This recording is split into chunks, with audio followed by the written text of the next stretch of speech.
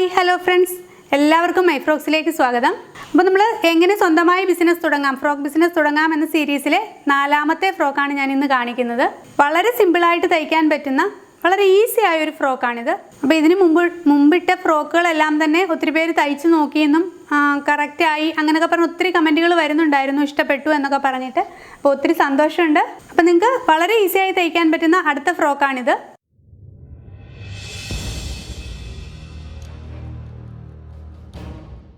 ഇത് 2 മുതൽ 3 വരെ ഏജ് ഗ്രൂപ്പിലുള്ള കുട്ടിയുടെ അളവിലാണ് ഞാൻ ചെയ്തിരിക്കുന്നത്. ഇതിൻ്റെ പോൾക്കാ ഡോട്ട് എന്ന് പറഞ്ഞിട്ടുള്ള ഒരു കോട്ടൺ ക്ലോത്ത് ആണ്, സോഫ്റ്റ് കോട്ടൺ ആണ്. നമ്മൾ ഫ്രോക്സ് ഒക്കെ തയ്ക്കാൻ സാധാരണയായിട്ട് വാങ്ങിക്കുന്ന സാധാരണ കോട്ടൺ ക്ലോത്ത് ആണ്. ഇത് മീറ്ററിന് 120 രൂപയാണ് വരുന്നത്. ഞാനിവിടെ 3/4 മീറ്ററാണ് യൂസ് ചെയ്തിരിക്കുന്നത്. അപ്പോൾ നമുക്കൊരു 90 രൂപയോളമാകും ഈ ക്ലോത്തിൻ്റെ വില. പിന്നെ ഈ വൈറ്റ് ക്ലോത്ത് ഒരു 1/4 മീറ്റർ മതിയാവും, 25 സെൻറ്റിമീറ്റർ. ഇതിന് വന്നിട്ടൊരു 30 രൂപയൊക്കെ ആകും വില വരുന്നത്. അപ്പോൾ നമുക്ക് ഇത്രയും മാത്രമേ ഞാനിവിടെ യൂസ് ചെയ്യുന്നുള്ളൂ, ലൈനിങ് ക്ലോത്ത് യൂസ് ചെയ്യുന്നില്ല. അപ്പോൾ നമ്മളിത് സെയിൽ ചെയ്യുകയാണെങ്കിൽ നമ്മൾ ഷോപ്പുകളിൽ ഡയറക്റ്റ് കൊടുക്കുകയാണെങ്കിൽ ഒരു 230 ആ റേഞ്ചിലൊക്കെ കൊടുക്കാം, 230, 240 ആ റേഞ്ചിലൊക്കെ കൊടുക്കാം. അതുപോലെ തന്നെ ലൈനിങ് ക്ലോത്ത് യൂസ് ചെയ്യുന്നവരാണെങ്കിൽ അതിൻ്റെയും കൂടി ആഡ് ചെയ്തോണം കേട്ടോ. ഞാനിവിടെ ലൈനിങ് യൂസ് ചെയ്യുന്നില്ല.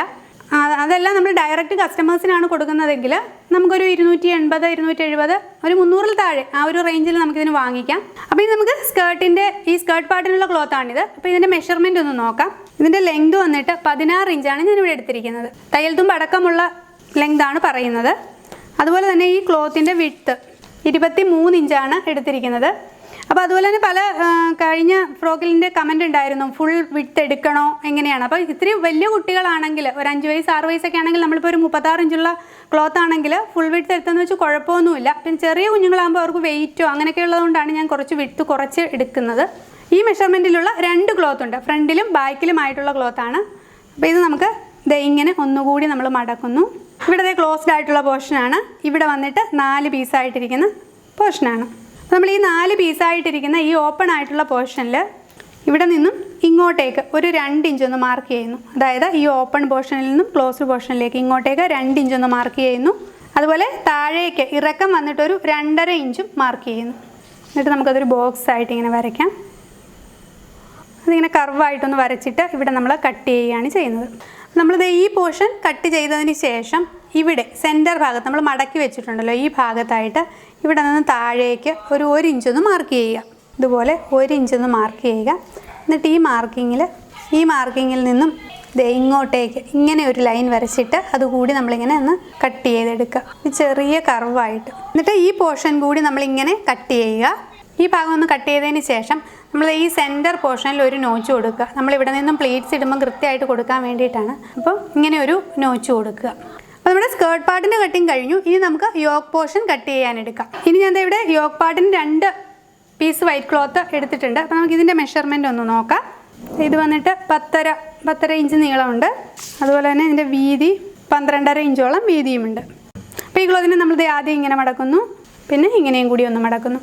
ഇനി ഇവിടെ നിന്നും ഈ കോർണർ പോർഷനിൽ നിന്നും ഇത് 2 ക്ലോത്ത് കൂടി ഒന്നിച്ചിട്ട് കട്ട് ചെയ്യണം എന്നില്ല. ഒരു ക്ലോത്ത് കട്ട് ചെയ്തിട്ട് പിന്നെ രണ്ടാമത്തേത് കട്ട് ചെയ്താലും മതി കേട്ടോ.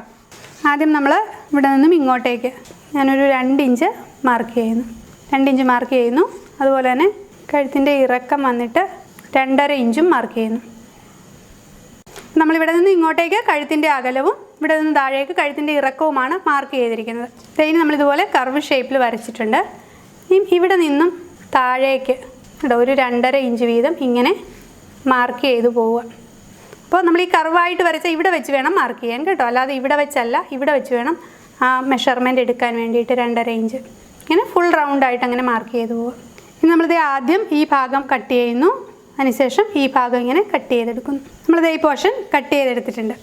അപ്പോൾ ഇങ്ങനെ നമുക്ക് 2 റൗണ്ടായിട്ട് കിട്ടിയിട്ടുണ്ട്.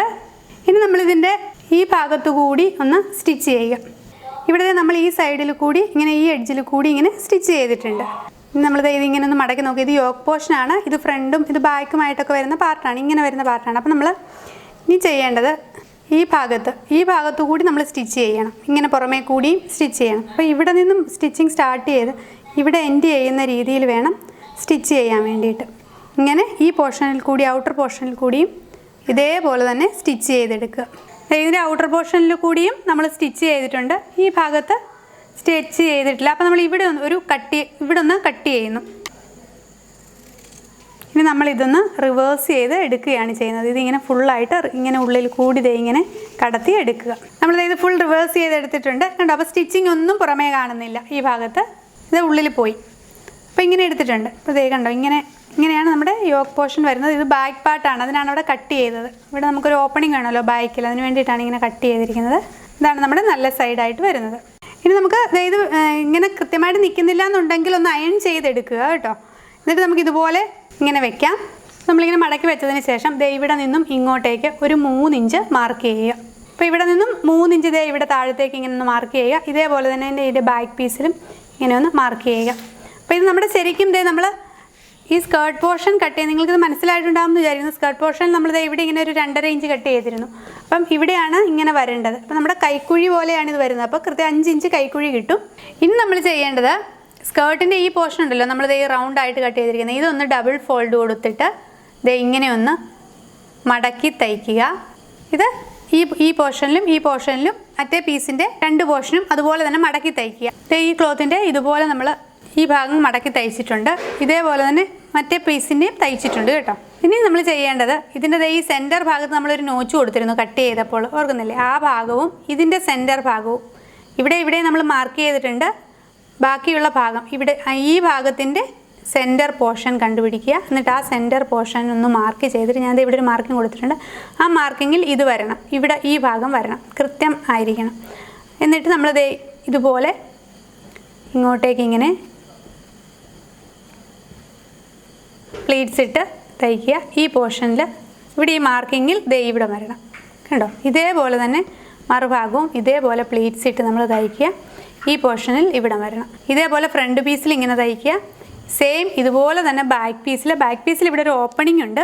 അപ്പോൾ നമ്മൾ അതൊന്ന് ശ്രദ്ധിച്ചോണം. ബാക്ക് പീസിൽ തയ്ക്കുമ്പോൾ പ്ലീറ്റ്സ് നിങ്ങൾക്ക് വേണമെങ്കിൽ ആദ്യമേ ഈ ലെങ്ത് അനുസരിച്ചിട്ട് പ്ലീറ്റ്സ് എടുത്തിട്ട് തയ്ച്ച് പിടിപ്പിച്ചാലും മതി, ഒന്നിച്ച് ചെയ്യണം എന്നില്ല. അപ്പോൾ ഇതുപോലെ ഈ നോച്ച് കൊടുത്തിരിക്കുന്ന ഈ പോർഷൻ്റെ നമ്മൾ കട്ടിങ്ങിൻ്റെ അവിടെയാണ് വരേണ്ടത്. അപ്പോൾ ഇവിടെ ഇതിങ്ങനെ വെച്ചിട്ട് ബാക്കിയുള്ള ഭാഗം ഇതേപോലെ തന്നെ പ്ലീറ്റ്സ് കൊടുത്ത് ഇവിടെ വരെ തയ്ക്കുക. ബാക്ക് ഭാഗവും ഇങ്ങനെ തന്നെ തയ്ക്കുക. ഈ കട്ടിങ്ങിൻ്റെ പോർഷൻ വരുമ്പോൾ നമുക്കിവിടെ കുറച്ച് ബാക്കിൽ കുറച്ച് ഈ പീസിലും കൂടി കട്ടിങ് വരണം. എന്നാലേ നമുക്കൊരു കുട്ടിയുടെ തലയൊക്കെ കിടക്കാൻ പാകത്തിനുള്ളൊരു ഓപ്പണിംഗ് വേണമല്ലോ. അപ്പോൾ ഇവിടം വരെയും വരും അത്. ഇതുപോലെ നമ്മൾ ഫ്രണ്ട് പീസ് സ്റ്റിച്ച് ചെയ്ത് പിടിപ്പിച്ചിട്ടുണ്ട്. അതേപോലെ തന്നെ ബാക്ക് പീസും സ്റ്റിച്ച് ചെയ്ത് പിടിപ്പിച്ചിട്ടുണ്ട്. അപ്പോൾ ബാക്കിൽ ഇതുപോലെ ഒരു ഓപ്പണിംഗ് വരുന്നുണ്ട്. ഇത് താഴേക്ക് കുറച്ചുകൂടി നമ്മളൊന്ന് കട്ട് ചെയ്ത് കൊടുക്കുക. എന്നിട്ട് ഒരു പടി വെച്ച് കണ്ടോ, ഇത്രയും ഒരു ഓപ്പണിംഗ് കൊടുത്തിട്ട് ഒരു തുണി പടി വെച്ച് മടക്കി തയ്ച്ച് ഇവിടെ ഒരു ഹുക്ക് കൂടി വെച്ചാൽ മതി. ചെറിയ ഓപ്പണിംഗ് ആണ്. അപ്പോൾ സിപ്പ് വെക്കാനുള്ള ഒരു ലെങ്ത് ഒന്നും ഇല്ല ഇതിന്.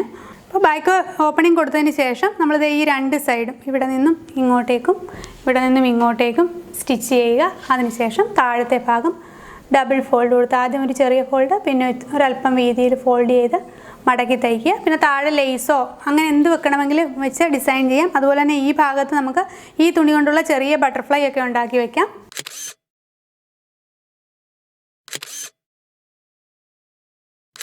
അപ്പോൾ നമ്മുടെ ഭംഗിയുള്ള ഒരു കുഞ്ഞുടുപ്പ് റെഡി ആയിട്ടുണ്ട്.